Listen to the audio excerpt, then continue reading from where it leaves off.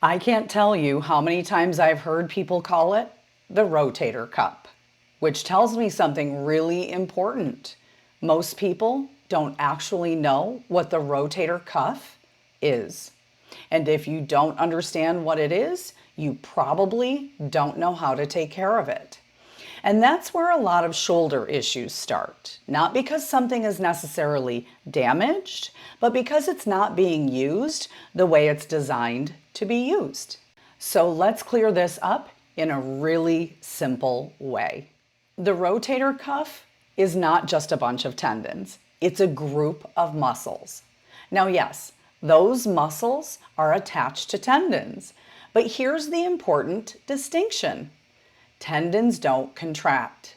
Muscles do. And that means that your rotator cuff is something that can actually be trained, strengthened, and functionally improved. But here's where people get tripped up.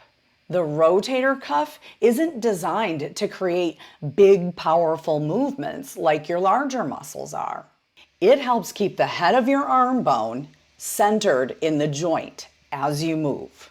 So every time you lift your arm, reach, or even support your body weight, your rotator cuff is working in the background to keep things controlled and supported. It's subtle, but it's incredibly important.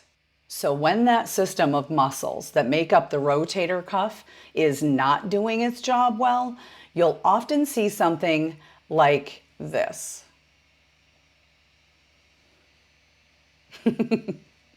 And when it is working well, you see something like this. Smooth and controlled movement.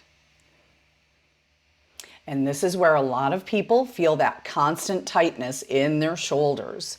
They stretch, they try to loosen things up, but the issue isn't always tightness. Sometimes it's a lack of control. If your larger muscles aren't doing all the work, your rotator cuff doesn't get the support or engagement that it needs. And over time, that imbalance can lead to irritation, discomfort, and instability in the joint. And this matters even more as we age because maintaining strength and control around the joint becomes critical to the health of the joint. This is what helps us keep moving well, staying active, and avoiding that slow progression into stiffness and discomfort. So instead of thinking about your rotator cuff as something fragile or something you need to avoid using, start thinking about it as something you want to train, something you want to support. If you're over 50 or you're heading there and you want to understand your body, not fight it, this channel is for you. So go ahead and subscribe because aging, it's not about restriction. It's about learning how your body works now.